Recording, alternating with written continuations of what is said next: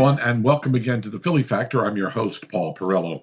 For those of us here at LaSalle, the Christian Brothers hold a special place in our hearts and even in our everyday existence. And I recently came across an article about one Christian brother, not associated directly with LaSalle University, but nonetheless a Christian brother who is on the road to sainthood in the Roman Catholic Church.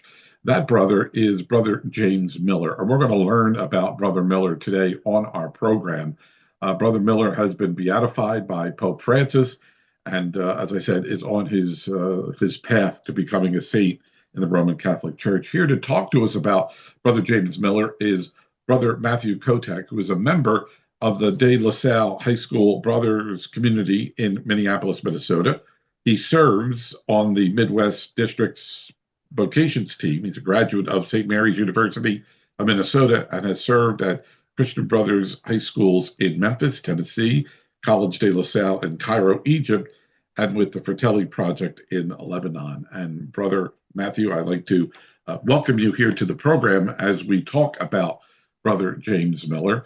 As I said, you are a Christian brother, so my affection for the Christian brothers, not only here in Philadelphia and at LaSalle, extends to you and your community and Christian brothers around the world. When I came across the story of Brother James Miller, I was sort of intrigued to learn so much about him, and that's what we're going to discuss here today. We're also going to talk about his road to hopefully ultimate sainthood. So welcome to the program, Brother Matt. I do appreciate your time. Well, thank you, Paul. It's a pleasure to be here today. Now, the connection between you and Brother James Miller is that you're both from the Midwest, from Wisconsin, correct?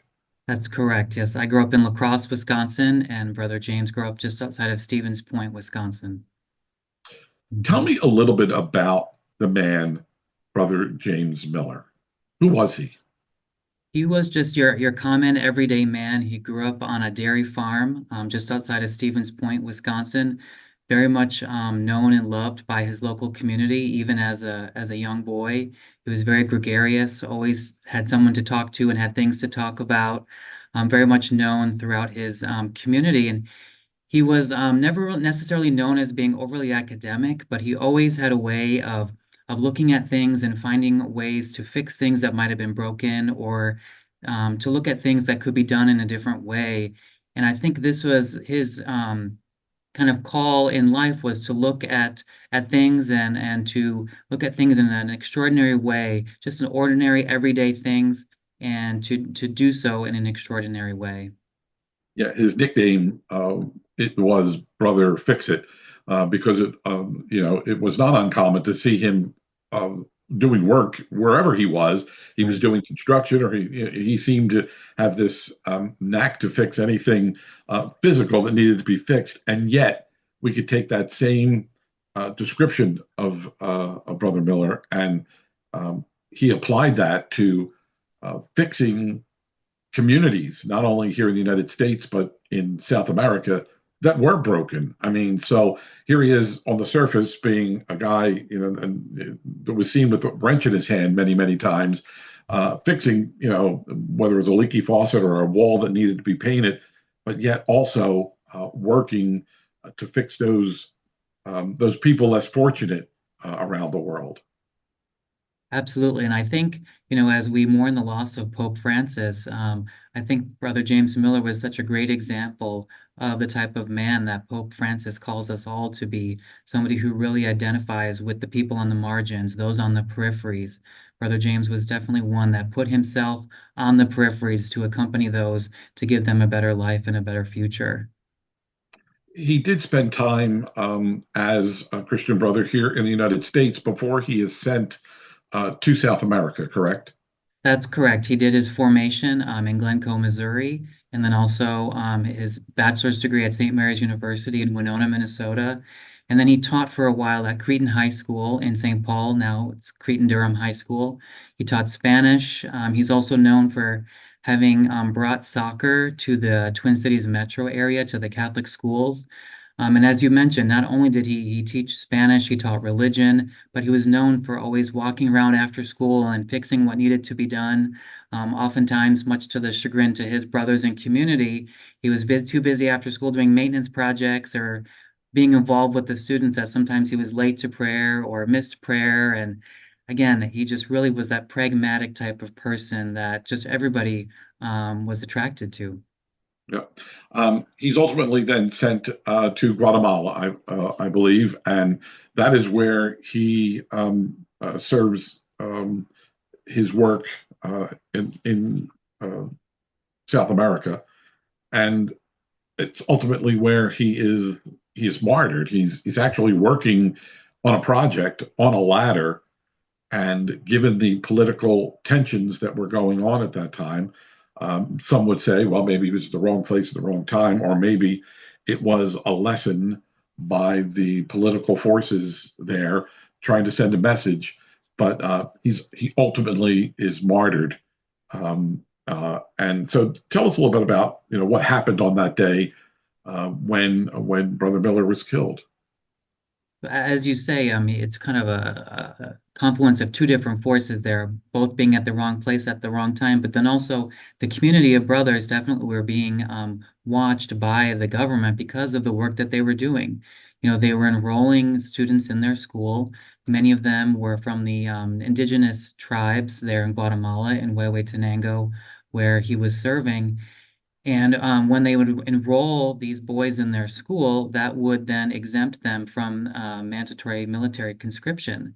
And so oftentimes, if the military would get one of the boys and try to conscript them into the military, the brothers, any number of the brothers from the community would go to the local precinct and they would show paperwork, to the authorities saying that you can't have this student of ours because he is enrolled. We have the paperwork to prove it.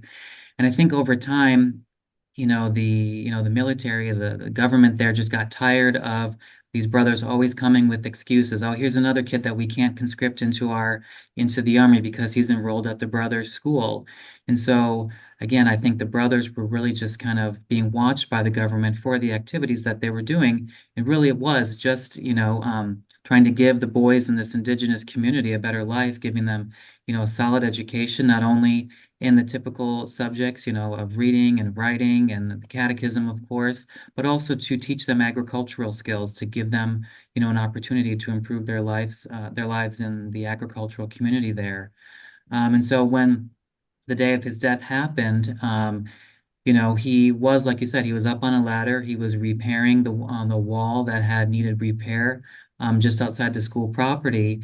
And, a group of masked men came by and they just shot at him and they shot him 6 times. And that was enough to kill him on the spot. And, the police were called after it happened, because the shots rang out throughout the neighborhood, but the police did not come for almost an hour later, and so there has definitely been some suspicion over the years that, of course, that the police were complicit in his death. And they've never made an arrest in the case to this That's day. correct. That's Yeah. correct. Hmm. Did he want to go? I know in religious life, there's comfort in being in your own environment, in your own surroundings.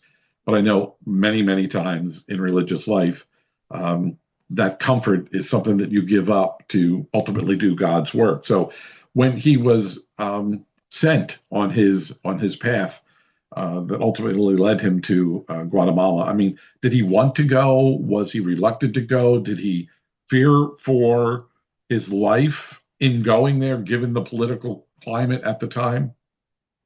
I think in terms of religious life, I think we can say somebody like Blessed Brother James Miller, he really had a call within a call.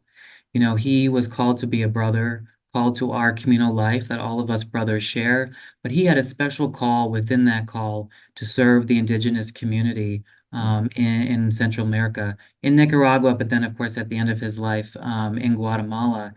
And it was just months before he was killed that he had returned to Minnesota, where our province was located at the time, to visit family, also to to celebrate Christmas and to celebrate an anniversary at his local parish. And there were a number of members of his family who really asked him that question at that time, do you really want to go back? You Mm, know, you've had a good run, in Central America serving the people there. And it was clear that, because of his involvement with different activities, that the government was definitely watching him and watching the brothers' community there. And, we have many letters that he wrote to various people saying, even though, it could be a danger to his life, that there are risks involved in returning, he definitely did feel called to go back despite the risks. And he even is quoted as saying something to the effect of, "You never realize how well you can pray to God while you're hiding under your bed as shots are ringing out in the community." And so I think, that's just a little example of how much he felt that the work he was doing was so important, and he personally felt called to be doing it, that he was willing to risk his own life in order to fulfill that call. yeah.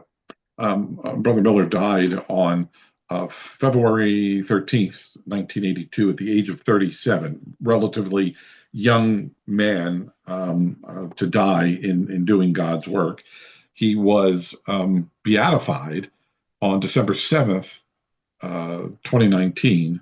Correct. Um, and he is on, for us Catholics, we understand what that process entails. And, given the recent papacies of not only Pope Francis, but even Benedict and John Paul II, we have seen the path to sainthood move along a bit quicker Mhm. than many, many, many years ago. I mean, at times, in my case, I went to Bishop Newman High School in Philadelphia, and Mhm. I graduated in 1975. In 1976, Bishop Newman became St. John Newman, but Bishop Newman lived, 100 years plus, but, before that. In the case of Mother Catherine Drexel, she was more of a contemporary and was canonized. Her cause moved along swiftly. But so we've seen these causes come to light, and we've seen people elevated in this process towards sainthood a bit quicker than, Mhm. there's some people that have been beatified, for hundreds of years and have never made it to that next step. Um, why do you think that Brother Miller, his case and his cause has moved so quickly through the church? Because I suspect because he is a man, he is a Christian brother. Um, his mission in doing God's work resonated with so many people, whether here in the United States or in South America. Absolutely, and I think kind of just in legalistic terms, if you will, I mean, typically somebody needs to have two miracles attributed to them, to be canonized. That case, of course, is different for somebody who is declared a martyr, as Brother James is. And I think, as you say, he really does resonate for so many different people, whether it be the farming community where he's from in central Wisconsin, whether it be, the Archdiocese of St. Paul, Minneapolis, where he served as a young teacher, or even in, Central America, in Guatemala and in Nicaragua, where he served. I mean, because of his witness in all of those various places, I mean, a lot of people in various walks of life can really resonate, as you said, with his story. And I think people like that who are willing to follow God's call for them, even in the midst of the dangers and the risks that can accompany that, they really are a witness for all of us as we strive to, become holy ourselves. Mm. So, has there been a miracle attributed to him? I mean, you just explained in his case, when you're a martyr for the faith, it's sort of the guidelines, for lack of a better term here, might be a little bit different. But has there been a miracle? And I know in some cases, in order to make it to sainthood, a second miracle needs to be attributed to that person. But has there at least been one miracle attributed to him? We have had some indications that some people have, prayed through his intercessions and they have been healed, but none of those healings yet have been verified as being miracles. And so we are, as a congregation, we are still looking for that verified miracle in that case. And to that point, one of the things that we as brothers in the United States and our Lasallian network is doing is we've started the Brother James Miller Guild. Mhm. And this is a website where people can sign up for more information about Brother James Miller, learn more about his life, learn more about his call and his witness to serve the church through his faith. And in part of joining that guild, there's a place on the website where people can actually share their stories if they have prayed through Brother James Miller's intercession and they believe that they have been healed or that they potentially could have that miracle attributed to them. We do have the vehicle there for that case to be verified. So it could be potentially attributed to him, and that could be the miracle that kind of takes him to the next step to be canonized a saint. Sure. And we're having all that information pop up on the screen so you can find more information out about the Guild and even how you can become involved in the work of the Guild. I do want to mention that Brother Miller is the first religious brother from the United States to be beatified. And That's so that's pretty significant in that respect. Um, so what's it like then for the Christian brothers? And I know this is a general question, but it's got to be an exciting time for the Christian brothers. Exciting yet sad because of the loss of Brother Miller, but it's got to be exciting that this honor of beatification has been bestowed on Brother Miller, and I suspect his family probably is still living out in the middle of the country. I mean, it's got to be exciting for them too to have this honor bestowed on Brother Miller. So, what's it like for the Christian brothers first? And have you had any conversations with any of his relatives, given the fact of his he's been beatified by the Catholic Church? I think for us as Christian brothers, it's definitely an important part of our history as brothers. And again, the fact that he is a contemporary member of our congregation and from the United States has a particular witness to us. We as brothers, of course, have over 300-year history. And so we have a number of brother saints. We have a number of brothers who are blessed.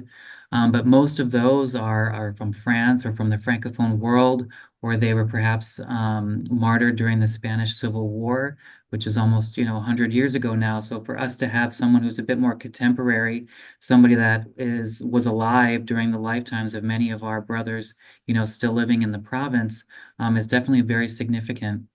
And to speak to your second question there about the significance to the local community, I've had the Hmm. opportunity on a couple of occasions to visit his family in Stevens Point, and to actually pray with them and with the local community at his gravesite. He's buried in a small town called Ellis, Wisconsin, just outside of Stevens Point. And just outside of this local parish cemetery, you can see the farm fields of his family right behind the cemetery. And so that is really, sacred ground, not only for his immediate family members, some of his siblings who are still alive, but really for that local community. I think one of the great opportunities to pray in that place was this past summer during the Eucharistic pilgrimage. That his gravesite in Ellis was one of the stops on the pilgrimage. As it came through the Diocese of La Crosse, we were able to stop in that site and pray there with him, and then go to a local parish where many of the parishioners, of course, knew him as a young man and really hear their stories of him, as a child, as a young man. And then they knew him during kind of his discernment period about, when he was in Central America, had come back to Minnesota and then made that final choice to go back. So to be with people who have known him and have accompanied him along his life's journey, that's just a huge witness to our local church in Wisconsin. I'm hoping that we generate more interest in Brother Miller's cause and direct them to the website where they can find out more about Brother Miller and also to go to the Guild, which has been formed to help in Brother Miller's cause. In the few minutes that we have left here, and we could go on and speak probably for hours about Brother Miller and his work, but what is it that your community hopes um, we the people, the public at large, can take away from Brother James Miller? Because he is an example, not just for people that have connections with the Christian brothers, but other people are watching the show who, may have never heard of Brother Miller before. What is the takeaway? What can we get from Brother James Miller? I think oftentimes when we think of people who are, beatified or canonized saints, we think of people who, in many ways seemed very pious or overly holy, or they were very, very well educated, in theology and philosophy and those types of things. But I think the real takeaway is that he was really your everyday, your common man. He was willing to just roll up his shirt sleeves and get to work. Doing the things that were the signs that he saw in front of him, things that needed to be fixed, to be changed. He was willing to get to work. He didn't necessarily want to talk about it. He didn't want to have meetings about it and talk about what can we do to make things better. He just took it upon himself, and put himself, in the place where he could, get his hands dirty, as we say, to really live out his call to serve others and serve his Lord in that Mhm. way. I think that's a great call for all of us in the church. What do you think his reaction would be to all this attention that has now been, I mean, most people don't go out and seek attention. They go out there and they do the job, whether they're a car mechanic, they're a street sweeper, they're a nurse, a doctor. They're going out there because that's their life's their work. That's what they're meant to do. So, what do you think Brother Miller would be saying about all of this attention that has been focused on him now? Well, I think, as you know, he was a very humble man. I think the one thing he would probably say about the attention that he's receiving is he would want to make sure that the attention that he is receiving is directed towards the mission. Mission, especially in Central America. The schools where he served are still in operation, serving the indigenous community there in Guatemala. And so I think he would say, don't focus too much on him, focus on the mission of the Christian Brothers, the mission to, bring that human edu and Christian education to the young, but especially the poor and marginalized, making sure that they are always at the forefront of every decision that is made. Hmm. Um, you didn't know him. I'm just looking. You're a relatively young guy, but I don't think you may have known. Maybe you did. I'm not sure. That Midwest living could be completely different than us in the East Coast. But you didn't know Brother Miller at all, did you? No, I did not. But I have met many brothers who lived in community with him, who were in formation with him, and again, all of them are very, very inspired by his life. Hmm. Um, and his work continues to this day, like you said. I mean, Absolutely. and I think that's what's so remarkable about him and others that, given the circumstances of his martyrdom, um, you would have thought that the Christian Brothers would have pulled up stakes and would have gotten out of Guatemala or Nicaragua or wherever they're being sent. But his work continues, and that's so important because at the end of the day, you're here today, you may not be here tomorrow, but that work continues in in putting our best foot forward, and whether it's in North Philadelphia or whether it's in Chicago or Los Angeles or Nicaragua or Guatemala, it's so important, vital that the work of men and women, religious women, people in general, that work continues. It's so important. Absolutely. That was always the focus of any of the brothers who were down in Central America. They were sent as missionaries from the United States, but one of their, first goals was to not only, of course, provide that education to the young people there, but also encourage them to follow their own vocation to become teachers, so that way they could then turn around and educate the next generation in their local community. And to this day, we do not have any other American brothers who are missioned in Central America, but we do have plenty of local brothers, who have discovered their vocation, probably because of the Americans that were there. But now there are many generations of the young brothers there who never knew that some of these American missionaries were there at one time because they themselves, were encouraged by local brothers who they encountered. So, and the mission is still there. There's still that need. There's still people living on the margins. And so there's always that need to continue serving them. In a minute or two that we have left, what is it that we, regardless of who we are, where we live, what is it that we could do to help the Christian Brothers in promoting the cause of Brother James Miller? What could we do? Well, as I mentioned before, you can visit the Guild website where there are plenty of resources to learn about him. You know, if you are engaged in parish ministry or in a Catholic school, there are lesson plans, there are different prayer cards, prayer services that you can use to help encourage people learn about Blessed Brother James Miller's life and to learn about the mission work that he did in Central America and to just encourage one another to really look at what are the needs in your local area. How can you be called and respond to those needs that you find in your local community, just as he did where he went? Uh, I've been reading so much about Brother Miller. I've become inspired by his tremendous work. For you, Brother Matt, um, how has this touched you? How has this impacted you? How does this inspire you to continue in the mission of the Christian Brothers? You know, like you said, I've read much about him, but I think for me, the real inspiration was being at the gravesite and visiting his family in the local community to just recognize that any of us, you know, from any part of the country or the world, leading our daily life, you know, we can do the extraordinary in the ordinary, you know, meeting people where they are, meeting people on the margins, the peripheries, and being that accompanying voice, that accompanier, that brother, as you will, to walk alongside people who are in need. That's really who Brother James Miller is for me, one who walked alongside those in need. And that's the type of brother I try to be to the students that are entrusted to my care.